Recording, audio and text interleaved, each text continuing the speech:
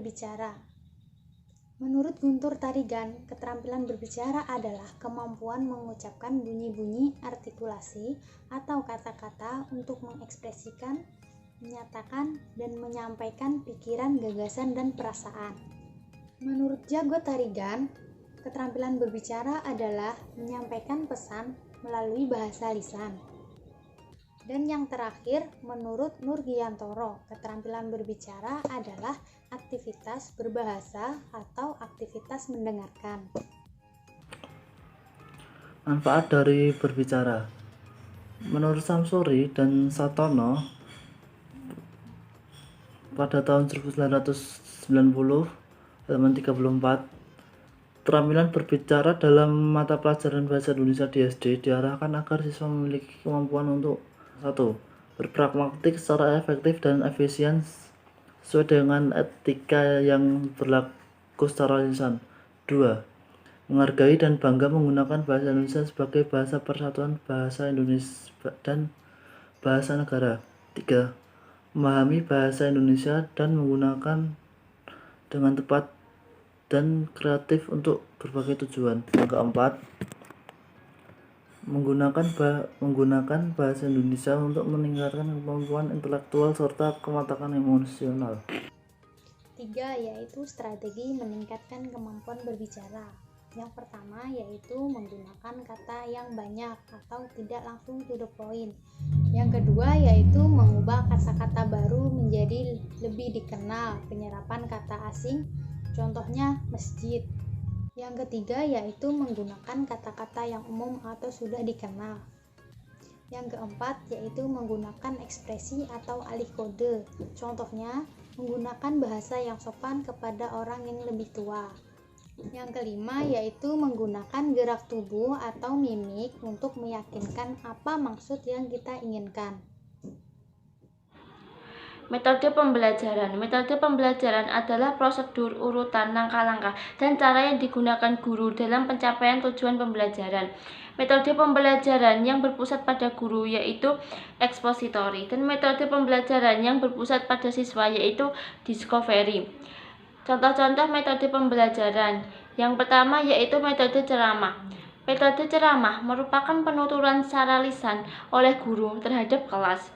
Yang kedua yaitu dengan metode tanya jawab. Metode tanya jawab merupakan metode mengajar di mana guru menanyakan hal-hal yang bersifat faktual kepada siswa.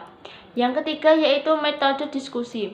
Metode diskusi, guru memberikan pertanyaan-pertanyaan yang jawabannya menggunakan informasi yang telah dipelajari untuk memecahkan suatu masalah.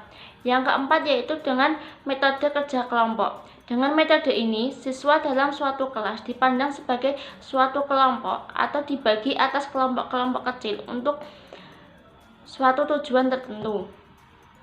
Yang kelima yaitu metode demonstrasi dan eksperimen. Dengan demonstrasi, guru atau narasumber atau siswa mengadakan suatu tujuan tertentu. Yang keenam yaitu metode sosiodrama.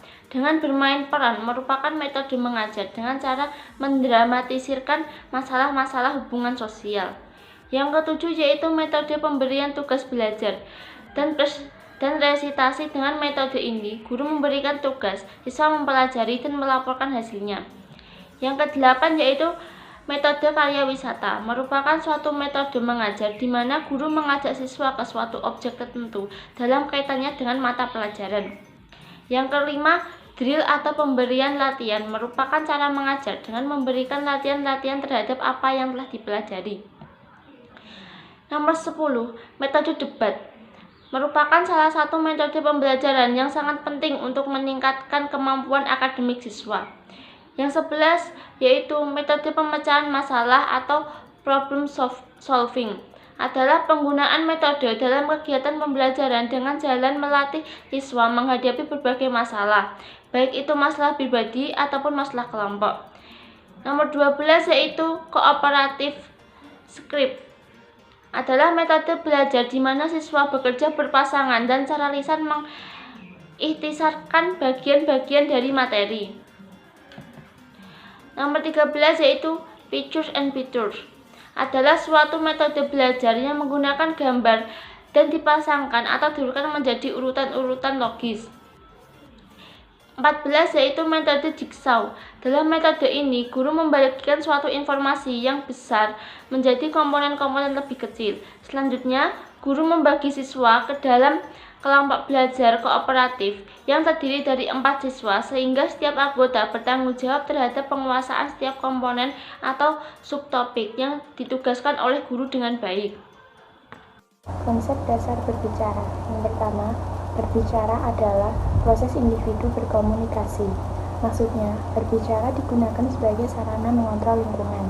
Yang kedua, berbicara ekspresif yang kreatif. Artinya, berbicara tidak sekedar alat mengkomunikasikan ide, tetapi juga sebagai alat utama untuk menciptakan dan memformulasikan ide baru atau memanifestasikan kepribadian seseorang.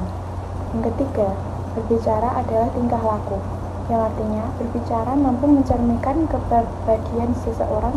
Berbicara dapat direkam kepribadiannya secara umum. Yang keempat, berbicara disimulasi oleh pengalaman, yang artinya kemampuan seseorang berbicara dipenuhi oleh kualitas dan kuantitas pengalaman yang dimilikinya.